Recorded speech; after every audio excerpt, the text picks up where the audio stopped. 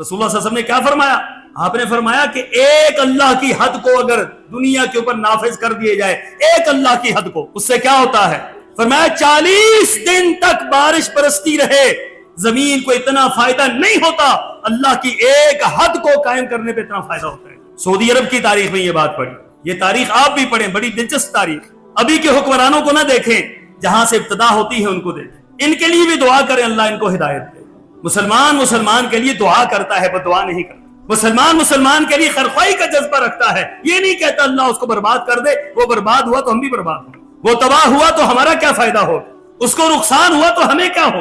شاہ عبدالعزیز رحمہ اللہ تعالی جو سعودی عرب کے مؤسس تھے، جب بھی ملک کے اندر قحط سالی آتی، پریشانی آتی، وہ علماء سے پوچھتے تھے بتاؤ کیا کرنا ہے؟ علماء کہتے تھے کوئی حد نافذ کر دے، کوئی حد رہ گئی، حد نافذ کی جاتی تھی، کہتے ادھر سے حد نافذ ہوتی تھی ادھر سے مسئلہ حل ہو جاتا، ادھر سے حدود قائم ہوتی ادھر سے مسئلے حل ہو جاتے۔ ہمارا سب سے بڑا مسئلہ یہ ہے کہ ہم نے اللہ کی حدوں کو آج تک نافذ نہیں کیا، جس کے نہ ہونے کی وجہ سے دفاع مضبوط، سرحدیں مضبوط، ملک مضبوط، دشمن سامنا نہیں کر سکتا، لیکن اندر سے ہم کمزور ہیں۔ کیوں؟ کہ ہمارا عقیدہ کمزور ہے، حدود کا نفاذ نہیں ہے، معیشت اس وجہ سے کمزور ہے کہ ہم سود کی معیشت لیے پھر رہے ہیں۔ تو یاد رکھیں جب تک یہ کمزوریاں رہیں گی آپ اندر سے کمزور ہی ہیں، اللہ تعالیٰ کی مدد آپ کے شامل حال نہیں ہوگی۔